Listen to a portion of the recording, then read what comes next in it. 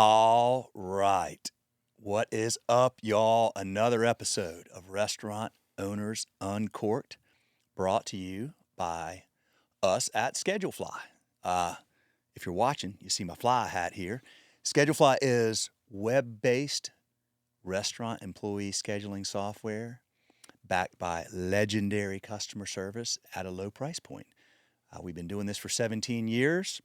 We serve about 5,000 restaurants, and if you are on pencil and paper or Excel, we can make life easier for both your owners, your managers, and your team, and make sure everybody's showing up when they're supposed to.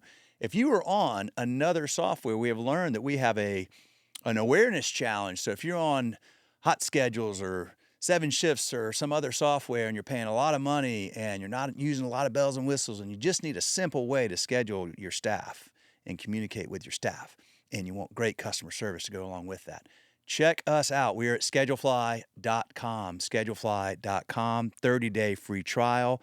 My personal cell phone number is on that public website in 3 places. If you're watching right now, you see I'm holding up my flip phone. That's my number. Call me, text me. It's right there on the site. Either way, thank you for watching. Thank you for listening, and let's get dialed in. Another great episode coming right along here. Cameron, introduce yourself. How you guys doing? I'm looking there, right there. Yeah. My name's Cameron Long. I am the co-founder and CRO of a company called Vernika. A lot of time in the industry, and we're a startup. We're only like 12, 18 months old, and we're just now getting started. Just now getting a product out the door, bringing in a little bit of revenue, and what else do you want to know? That's it, man. Well, let's do this. All right. Tell me in 30 seconds or less your 30-second elevator pitch for Vernika. Sure. I think the most important thing about the elevator pitch is that we didn't just build something because there was this new invention, or there's this new, wave of AI that came out in the last, 12 months, 18 months, 36 months, something like that. We had a previous venture in the restaurant delivery service space, my CEO and myself, and we were looking for the next thing to work on because actually DoorDash took our lunch. And so we actually did like what you're supposed to do when you build a business from the ground up is we interviewed like dozens and dozens and dozens of restaurant owners to find out a problem. And everyone said labor, like 95% of the restaurant owners we talked to said labor was the issue. And we dug in deeper, and basically it's just like a misappropriation of like the labor resources. Like people are doing things that are like monotonous and tedious. So we came up with the solution to build AI to automate that stuff that makes sense to automate. All the like nitpicky stuff, all of the admin work, all of the clerical duties. So our idea is to like empower staff in restaurants to do the things that are of high quality and high value, and to not have to do the soul-sucking horrible stuff like, entering data into a spreadsheet, that sort of thing. So basically that's what we do. And we have different products, but we use AI, and we're multi-agentic AI platform, essentially. Multi-agentic AI platform. All right, we're going to dig deep in here. I have so many questions because I don't understand this stuff very well. Okay, so let's start back. I always ask, whether you own a restaurant or you're with another service provider, I always like to ask, when did you first get involved in hospitality? Probably when I was working illegally as a 12-year-old in my mom's restaurant. Common thing, I'll tell you. We've had a lot of illegal young workers come on this show. Okay. Yeah. So your mom owned a restaurant. Where did you grow up? I grew up in a little tiny town called Henderson, North Carolina, not to be confused with Hendersonville. Not Hendersonville, right. And right. my family's been in that area farming since literally the Revolutionary War, so like over 250 years. Henderson's mountains? No, Hendersonville is in the mountains. Henderson is out there. Yeah, so Henderson is like 40 miles north of Raleigh.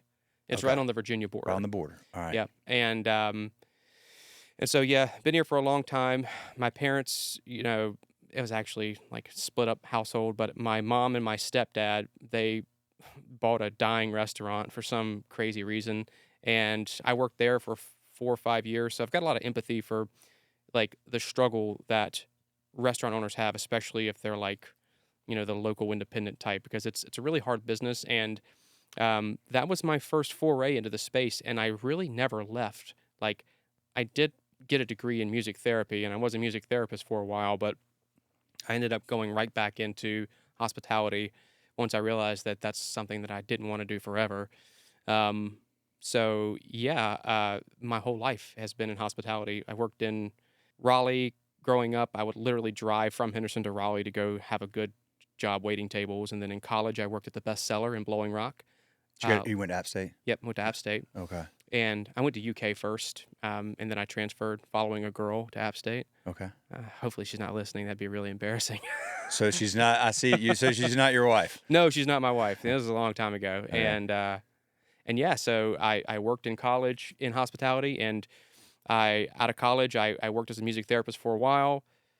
2008 was not very kind to folks working in the mental health space, right? It just doesn't make a lot of money. There's not a lot of commerce that happens there. It's just an expense, really. Right. So I ended up taking a job at US Foods, and I worked there for 7 years. Okay. And I learned like the ins and outs of value for restaurants.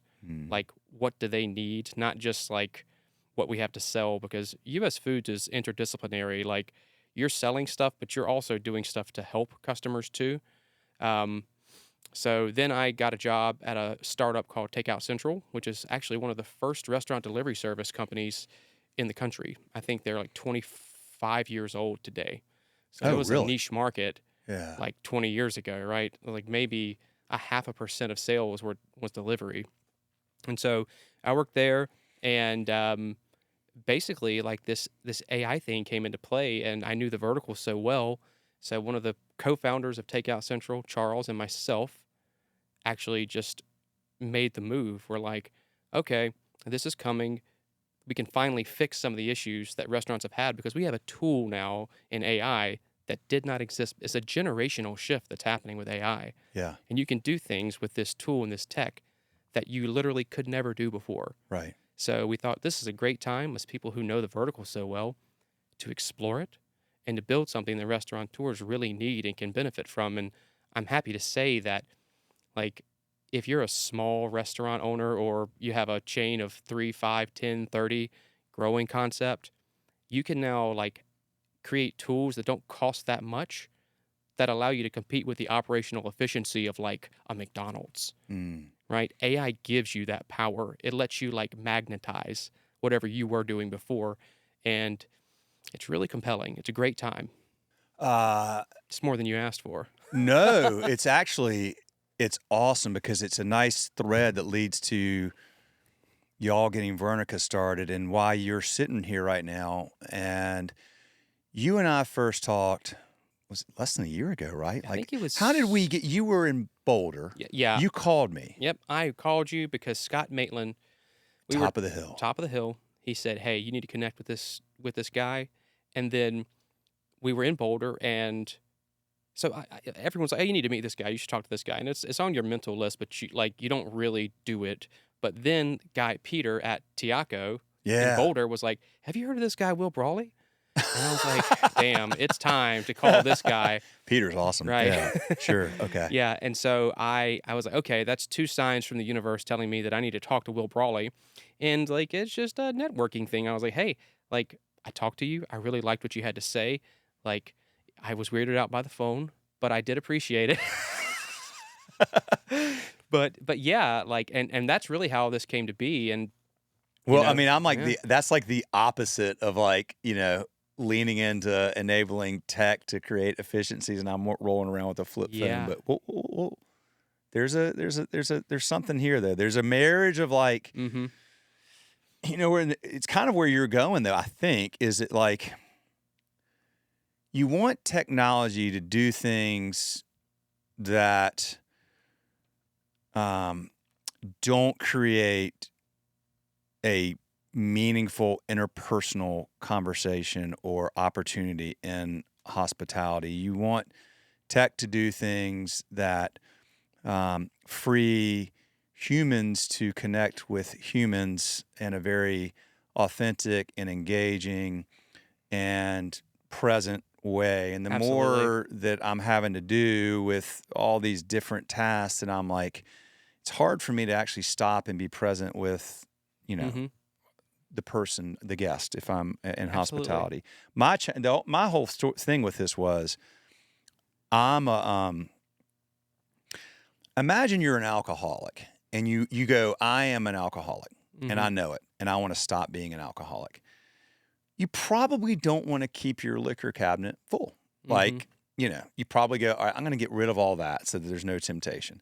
Dude, I had an iPhone, like, I got this I had an iPhone 11. I was all over it. That was a problem. Yep. It was like nonstop. And I went, this is this weird thing. Cause it's like this tech, which is like, it becomes so addictive and it becomes so intrusive that you're so into the tech that for me, I wasn't present with my wife or Mm-hmm. my kids or my friends or whatever, because I'm just on it constantly. And it was just hard for me to have the discipline to separate from it for Yep. the important periods of time. So I had to do that, and just say, I've got to at least try. And Right. then now I've gotten used to it and whatever.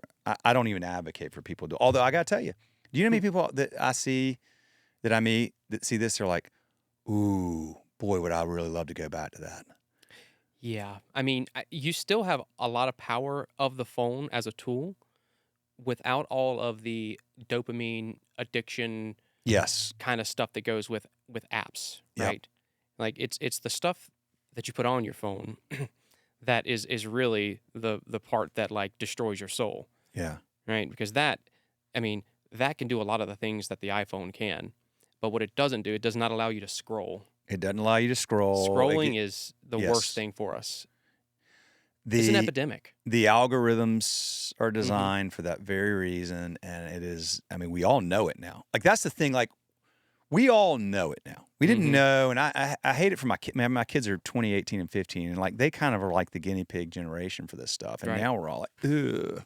Yep. But it's a big problem. But, Cameron, it's like, okay, so we're going to we're really going to dive deep here, because so Vernika, one of the things you have, and it's awesome, and I've tested it, and it's freaking cool as hell, is you have AI generated phone answering Mm-hmm. for restaurants, so that, frankly, my daughter did it a couple of summers ago at a pizza place, and she would have really loved it if they had Vernika, Mm-hmm. because she was a hostess, but part of her job was answering the phone. Guess what? You know how much my daughter's talked on the phone in her life? Like, barely any. Yep. And that was a big problem. And quite frankly, like, that's why, like, what y'all, like, that piece of what you're doing is so meaningful, I think, because whether we like it or not, the generation of people that you're going to be putting on the phones don't know how to talk on the phone. Mm-hmm. It stressed her out. It made her anxious. She wanted to hurry through the call and get off as quickly as possible. Now, part of that maybe is her personality, but I think just in general, like, you and I probably grew up, like, we probably had a home phone. Yep. We were taught how to answer the phone, like Yeah, when somebody yeah. calls a house and all that stuff. And so at first I was like, you should always have people on the phone because that's real. But the fact of the matter is, like, they would be, and again, like, maybe it's this time of day thing, but like on a busy Friday or Saturday night, and like she's trying to seat people, the phone's ringing, it's like going crazy. That's not a good experience for anybody. It's not a Right. good experience for the customer that's waiting on her to hurry through a phone call. It's not a good experience for the customer calling in where she's like, can't really hear. And she's like, could you repeat that? So there's this thing happening where we're trying to find, I'll shut up in a minute. I apologize. You do you, man. We're trying to find like this balance of like the right amount of tech and the right amount of humanity and hospitality, I think. Right. I think we're like trying Beautifully to find said. like the Beautifully said. confluence of those two things and where they meet. Yeah. I think. Yeah. Well, what I'll say is, I'm not like a tech bro that's never worked in a restaurant. Charles is not a tech bro that's never worked in a restaurant. Like, we get it. Like, we've lived the life. Okay. So there's three themes that I think when you're talking about AI and you're talking about like a generational technological paradigm shift, there's these three themes. One of them is like restaurants can benefit from some like operational efficiency, right? And we've built a tool that like helps with that, and we can talk about that theme. The other theme is that like AI gives superpowers, especially voice AI, because it allows you to use your voice, which you can do faster, sort of like you could say a command faster than you can type a command. Millennials are like touch first, but really, voice is faster for commands. Sure. So this is thing modalities, they matter, right? So this is what's like new in AI is like, in which modality do you want to communicate? So we can read faster than we can hear someone reading to us. Like you can read lines faster, and you can speak faster than you can type.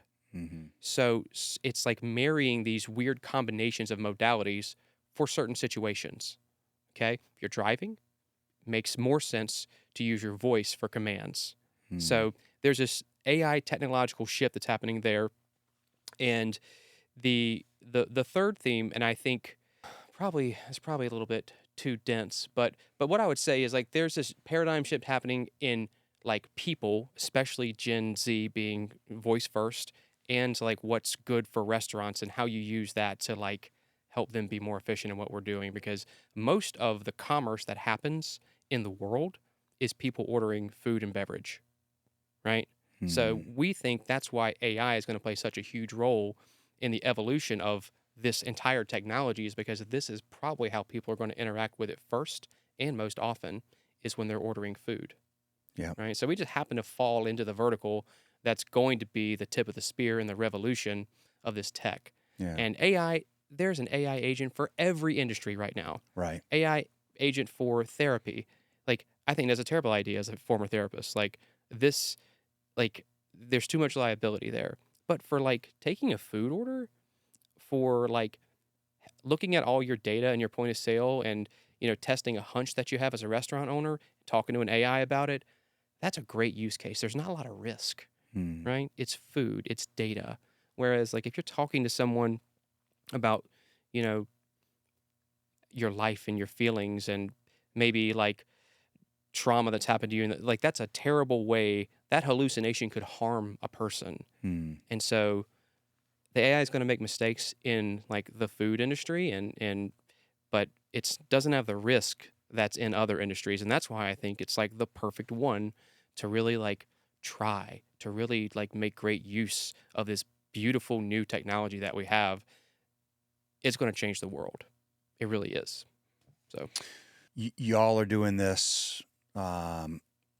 There's at least for the voice piece, the ordering piece. There's other companies doing this, and that's great. Like you want other people doing it, so you're not the only one trying to convince the whole marketplace that they should do this. You said something that I want to touch on, which I think is a really important piece of this. I'd like you to expand on it, but I've talked to restaurant owners recently that have said, every single day somebody is trying to sell me a new piece of restaurant tech. Right. In the last decade, we had free money. And what one restaurant owner said to me, I thought was so meaningful. He said, I think he said like 9 times out of 10, somebody tries to sell me a piece of technology where the people who made it never worked in restaurants, and the VC folks who funded it never worked in restaurants, but they all thought, we're smart. This is what restaurants should do. Therefore, they'll do it because we'll sell it to them. Mm-hmm. And he's like, but that's not what we need, or that's not what we do. You've been there, and that's a really important part of this, I believe, because you understand how it all works and why it matters and what matters and where it matters. Can I give you an example of that? Please.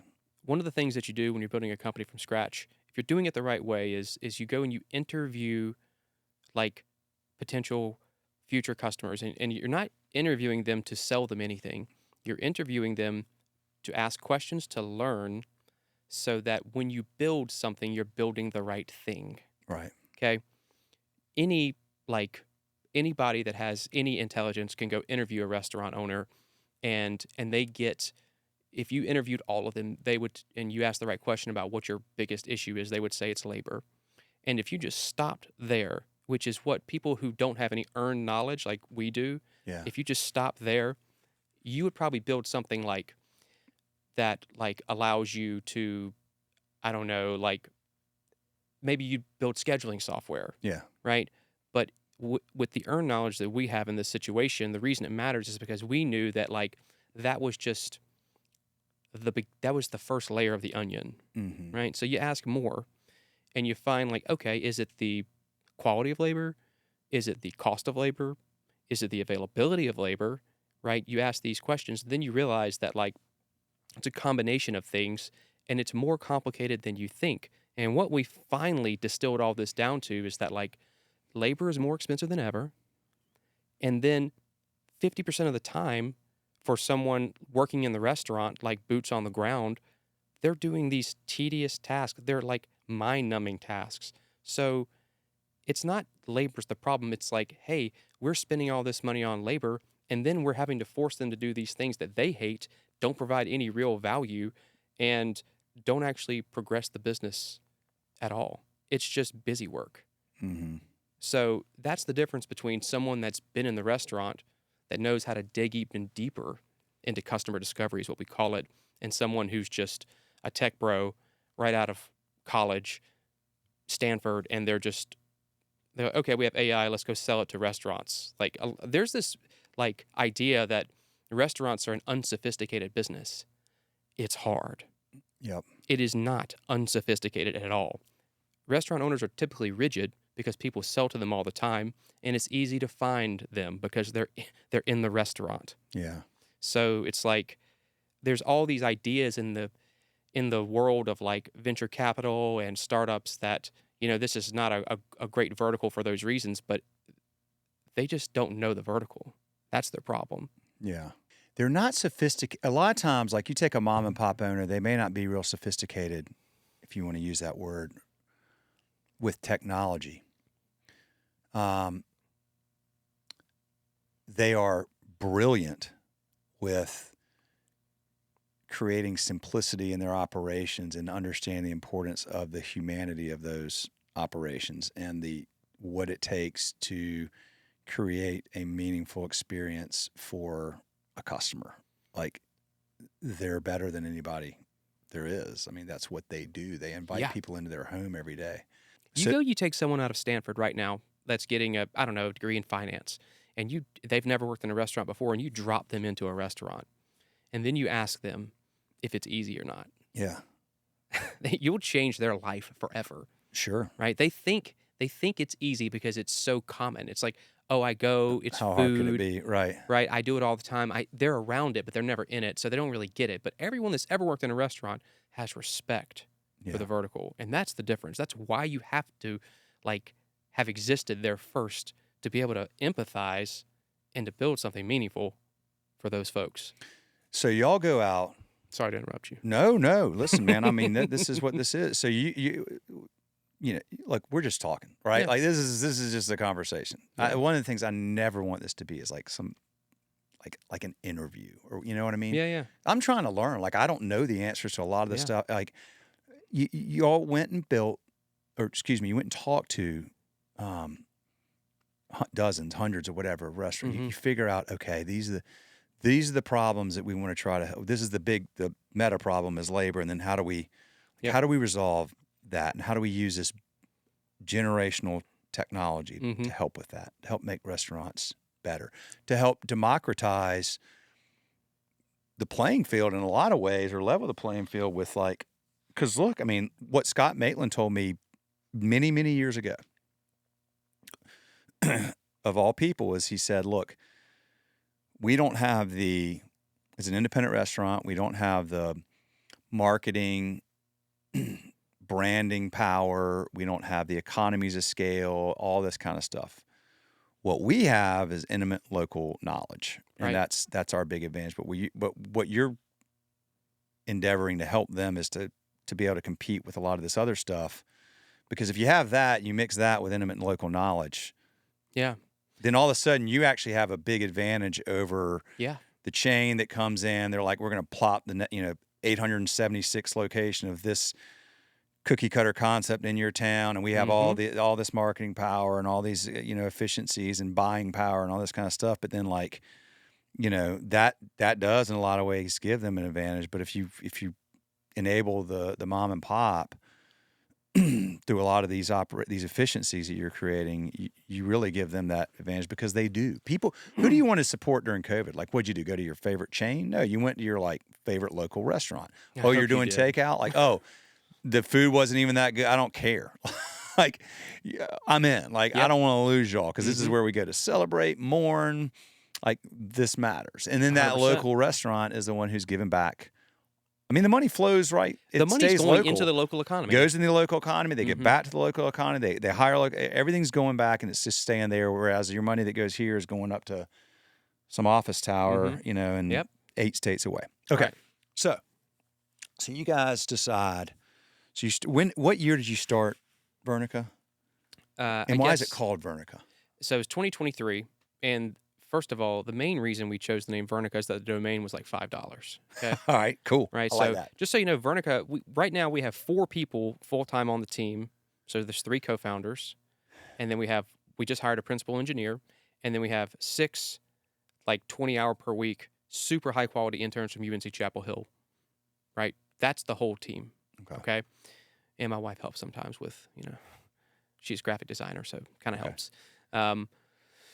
So the name Vernika is it comes from, it's a play on words. There's this part of your brain called Vernika's area of the brain. If you're from the South, you might have learned it as Wernicke's area of the brain. Okay. It's the part of your brain that comprehends speech. Okay. So and it's named after a doctor called Dr. Vernika. Okay. It's spelled Wernicke. Okay. So we just took the phonetic spelling, and that's what the name of the company was. Okay. But mainly the domain was cheap. Right? That's the real reason. Okay. That's interesting. Yeah, and we were like, maybe we'll need to rebrand one day. But it's named after comprehension. Our shtick is that good data in, good data out, and it's all about getting the right data in when someone is when you're conversing with AI. It's you have to have good data in, good data out, and comprehension is the most important part of that, because that's the very beginning of the entire conversation, right? Dude, don't rebrand. That's freaking awesome. Yeah, I it makes a ton of sense. I love that. What a cool. I love the the polarity of well, it's just because of cheap domain, but that's not it. You came up with a really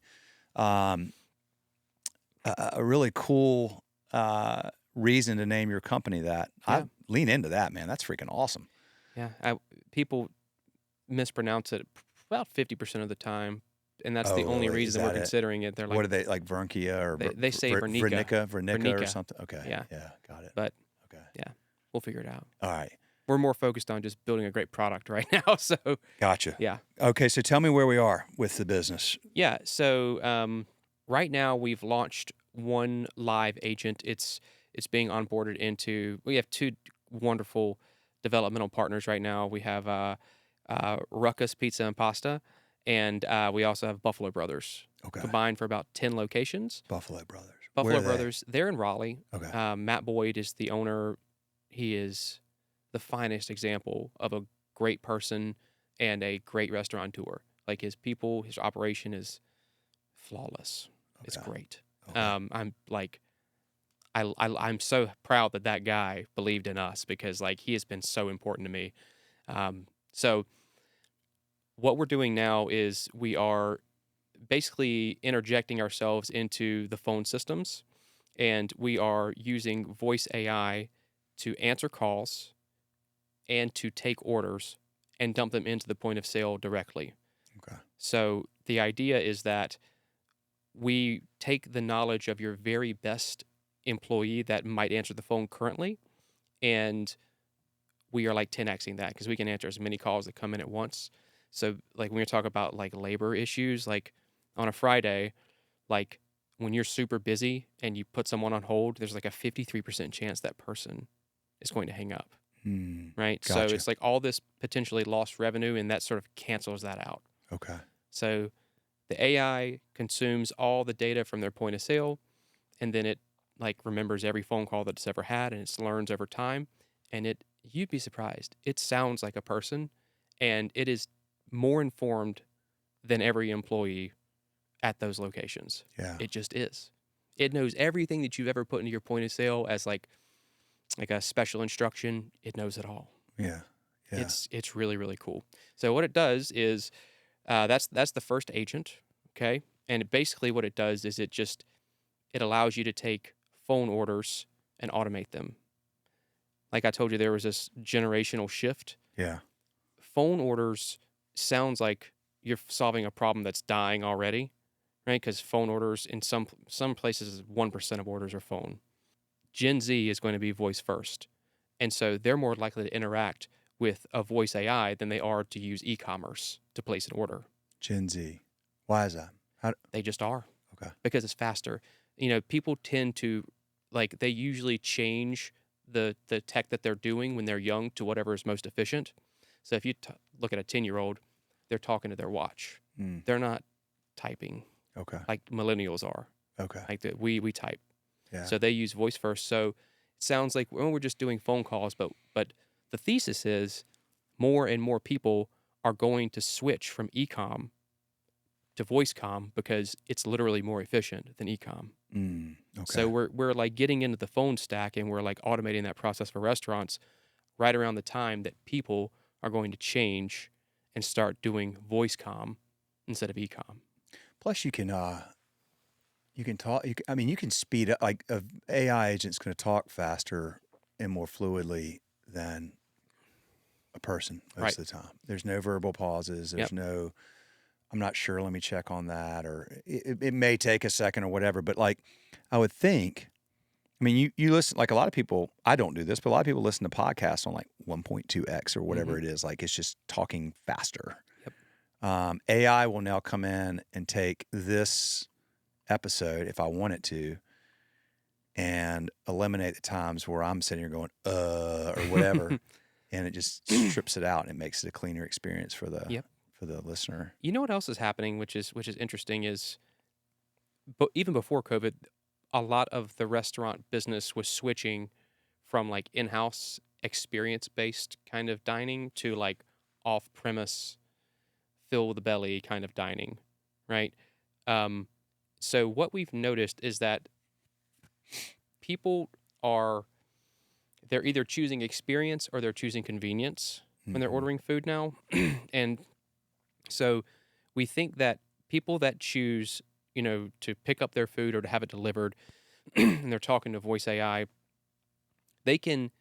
our AI will pick up on sentiment and know like, hey, this person wants to have a conversation. They want to explore the menu, right? They want to, have a human type connection. That's one way of doing it. But most people are calling to get their order in quickly, right? They're juggling 2 crying babies and they're late for work or whatever it might be. So like when you're talking about efficiency and saving time on the consumer level, they might say, hey, yes, I want a large pizza, extra cheese, pepperoni, 20 wings, extra crispy, blue cheese. I want 4 extra blue cheeses and 2 extra ranches. And I want to pick that up in 1 hour and 30 minutes. Instead of like having to like, dose in like 20 wings, wait for someone to click it in. Like you just do it all at once.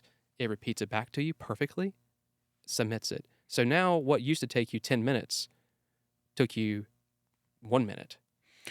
And that's because people, if they want convenience, the AI allows that to happen. Right.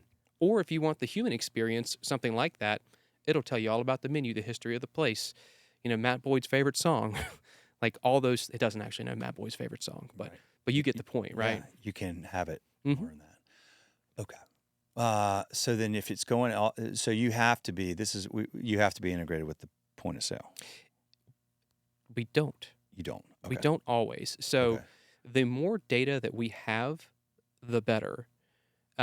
So if we're integrated with the point of sale, so our AI, if you just train it on data, like you scrape a website, you scrape an online ordering site or something like that, there's a lot of stuff you can learn. You can learn what the menu is, but you're not learning anything about the soul of the restaurant.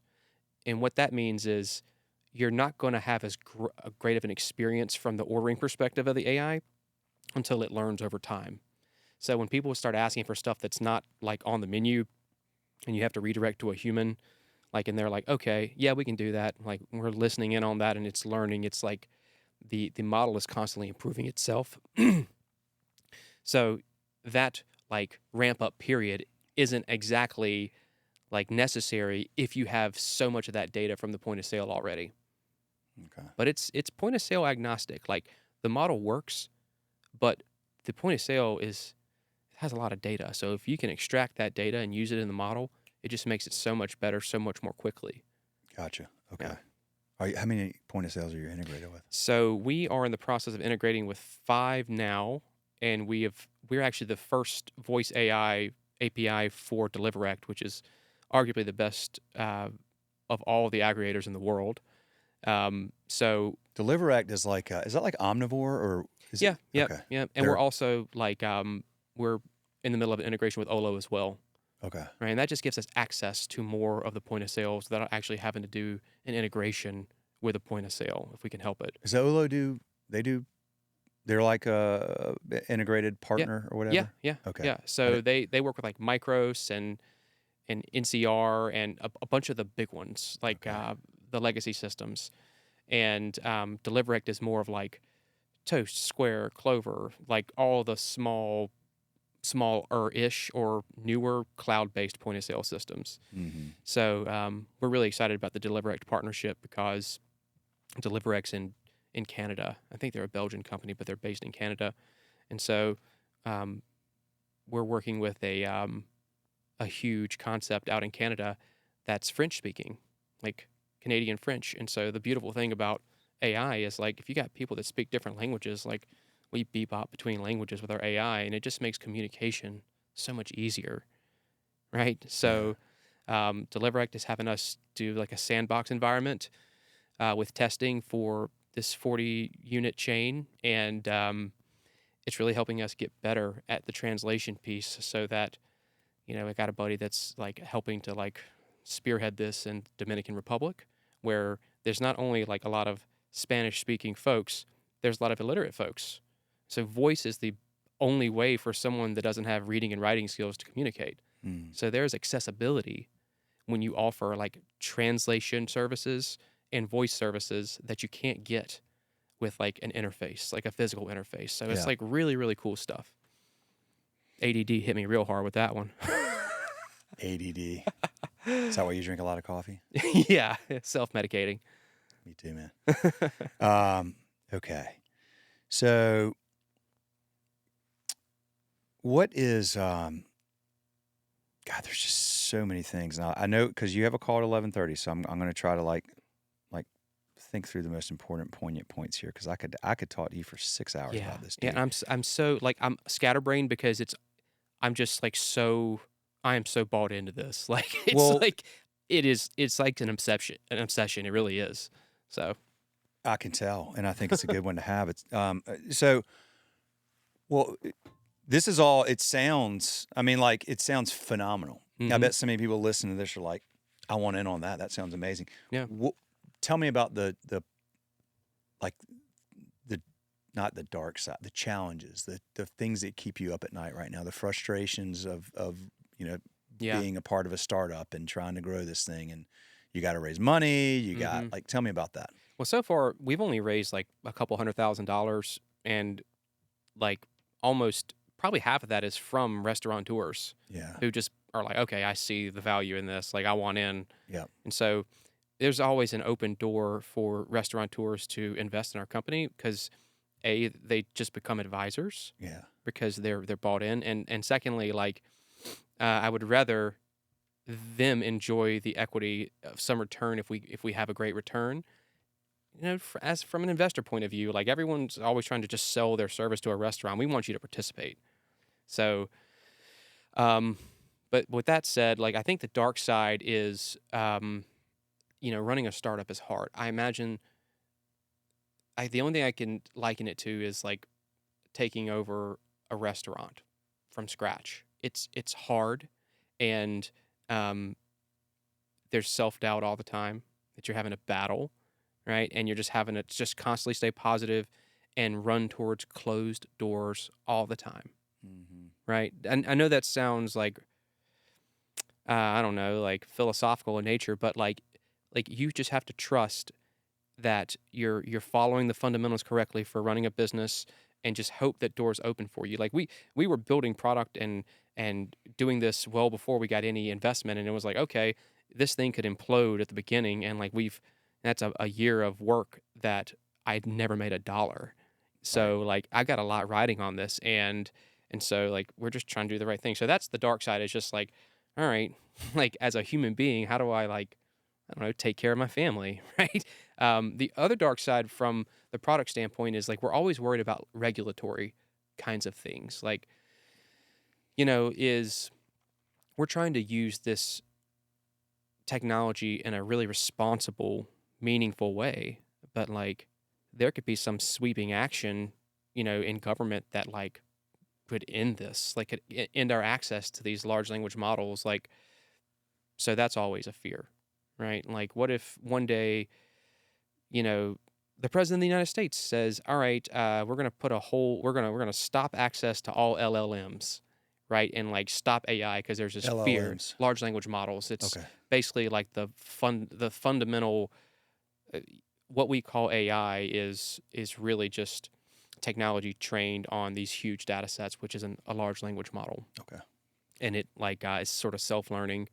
It's real nerdy and deep, and I'm not the tech person, but there's fear around AI, Yeah. right? Because there should be, right? There's drones in Ukraine right now that are AI operated. Right. It's a very bad, crass way to use the technology, but if it helps a restaurateur be able to capitalize on the revenue in their restaurant, that's a great use of AI. So those are the things that I worry about, that we get sort of lumped in with like the dark side of what AI can do and what it can be. So hope that makes sense.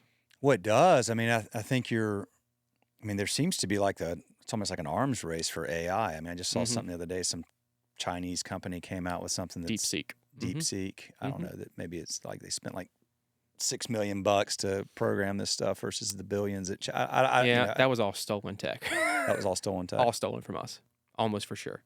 Yeah. Okay. That's just nothing against like the Chinese people, but that's just sort of the play of of China in general that I've seen is you steal and you undercut on price. Yeah. And it's just what happens sometimes. Well, but we have to compete with that. We can't go backwards and say, well, sorry, we're going to cut off. Like, yeah, but I get that. Dude, I'm glad you brought this up because first of all, you've been a therapist. You were trained in this. So I have all these like self-reflection things we'll probably talk about over lunch, but I think that literally walking in here today, like I got out of my car and I thought to myself, I don't even know why, but I thought I want to make I'm always making these LinkedIn posts, like telling cool stuff or positive stories or like, here's something awesome that just happened. But I think that there's a need for people to thank you for being honest, because it's hard.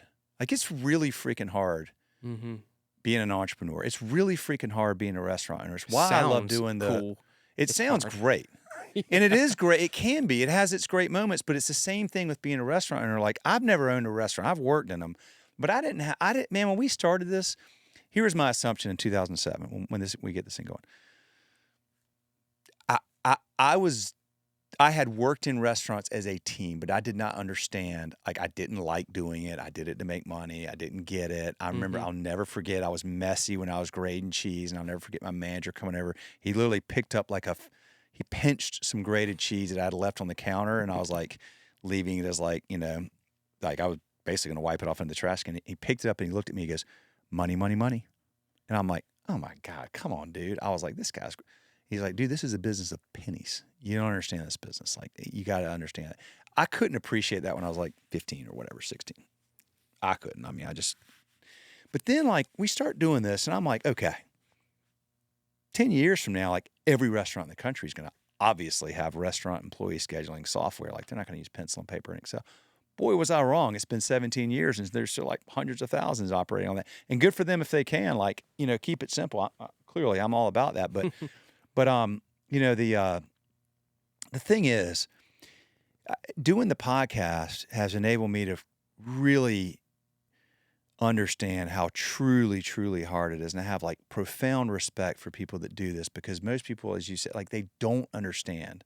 It is real freaking hard. You went to Stanford. You've got a high IQ. Great. You don't have a really high EQ. You're not going to be able to be very good at running a restaurant. Like that is a whole different part of your brain that you turn on, and you are like the number of things that you're managing at one time, all the time, the number of problems that can erupt any day, the number of people trying to sell you stuff, the number of people trying to work for you, the number of people that are quitting, the number of employees that are customers that are upset because their French fries were slightly. I mean, it's like, holy cow, I couldn't do it. No freaking way could I do that. Like, and it is not that. And I remember Maitland said this too. He goes, the people that see me down, that come in and I'm like, maybe I'm buying a drink for somebody at the bar and it looks all glamorous and sexy. He goes, that is like 0.1% of my time. I'm never forgetting him saying that. Yep. And same with an entrepreneur. It seems cool. Oh, I'm working corporate America and it sucks and I hate my job and I'm in a cube and like you're out there doing. Let me tell you something. Like when the buck stops with you, it's real. And my whole point here is I thought like, I want to start sharing more of like, hey, being like owning a business is cool, but there's like dark places that you go and you have to like learn like the mental challenge of like getting through like the self-doubt and the no's and it can be really taxing and exhausting. And like, it is not for the faint of heart. Not at all. Not at all. Like being a therapist, I have a lot of coping skills. Like I sort of like everyone should be in therapy, right? Like you shouldn't be resistant to therapy, generally speaking. Talking to you boomers, because you guys are the most resistant of all. Boomers therapy. That's very right. resistant, but it's just good for you. But it is a risk that you take, and it's almost certain that you're going to fail. Like it's so I would say the only thing I could liken that to is like starting a restaurant. Like we're entrepreneurs, we're sort of in the same boat. And it's different when you're like an early employee of a startup. That's not the same. Yeah. You're still getting your paycheck. You're still getting market rate, right? You're early so that your job isn't as stable, but it's a job.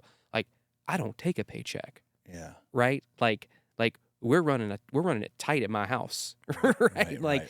And like it's a love for what you're doing and just the need that I have to like solve a problem in an industry that I love so much. Like that's there, but it's still a huge risk. And I mean, what percent of like restaurants fail, right? Like depends on who you ask, but it can be really high. What do you think it is? Just generally speaking, like in 5 years, what is it? 50% fail?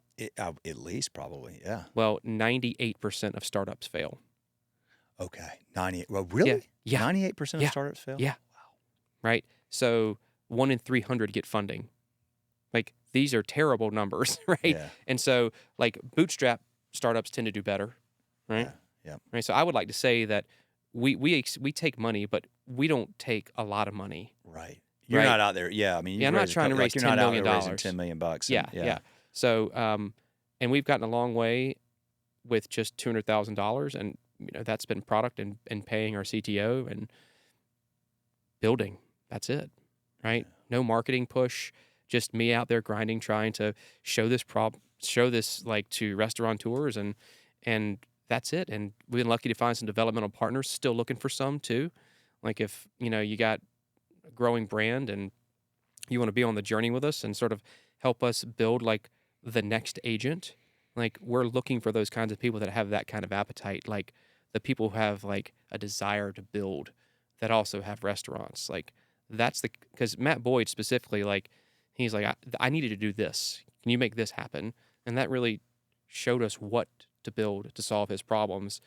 And it's the same problem that everyone else is having. So, what do you how many interns do you have? We have 6 from Chapel Hill. Yep. Are they in the entrepreneur program or have you through Scott or a separate? Well, Do you have a relationship there? no. So Charles went to UNC Chapel Hill, and so did Logan. And so he did the entrepreneurship program when he was in college, but now he goes back and he does just like coaching and part-time teaching at the university just on a volunteer basis. So those connections he has there, like there's just like, they're part of the entrepreneurship program, but they're like code-centric kinds of like interns, and they have their own group. Okay. So yeah, and we're paying them too, right? Yeah, you pay them, but like that's a cool resource to have. Yeah. Are they undergraduate students? Yeah. But they're like really, really like that's the greatest thing about building a startup in North Carolina. There's no VC really in North Carolina compared to like the West Coast, but the talent pool is incredible. Yeah, all these so many great universities. Yeah, the kids are brilliant, man. They really are. Yeah, it blows me away. I'm like the dumbest person in a room, but I'm also the oldest. It's like what? Oh, for sure, for sure. I've had some experience with some interns up at Davidson, which is where I went, and they have this. It's like a defined program where you can pay like about that much per hour, and then like have it's freaking incredible. I mean, they're these digital natives. It's just blows me away what they're capable of. Okay, so you've got a couple of customers that are they paying customers? Are they free trial customers? Yeah. So again, you can't do free trials. Like the amount to set somebody up, like you got to. We're going to create a free tier, eventually, like a free agent that's sort of like gets you a little taste. If like, because a lot of people, they're not ready, and they want to see that, like, they want to know that if they call in for customer service on the free tier, like they know what they're getting, and they can get to know us a little bit. But that's still in the works right now. Okay. But yes, we have some that are onboarding, like literally going to go like live full board, not MVP, but like the actual product itself in days, right? Okay. And by February 28th or 29th, I would say it's going to be 12 customers live generating revenue on the platform. 12. Okay. Not 12 locations. 12 locations. 12 locations. Yep. And that's Ruckus, Buffalo Brothers, and maybe a couple more. Okay. Because we want some that are going to be Spanish speaking and some that are going to be French speaking. So we're going to do a couple of pilots. Okay. That way too. But I think we on our sign up list 120 restaurants or so right now that have given us deposits.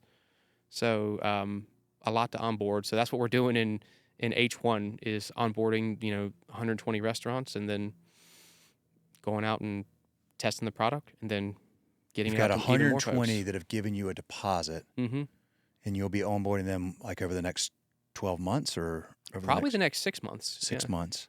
Yep. Okay. So they gave you a deposit and said, okay, we're in. You go to them and you go, all right. Like some could say things have changed, never mind or whatever, but like you would think that most of those you're going to implement this. How did you find these customers?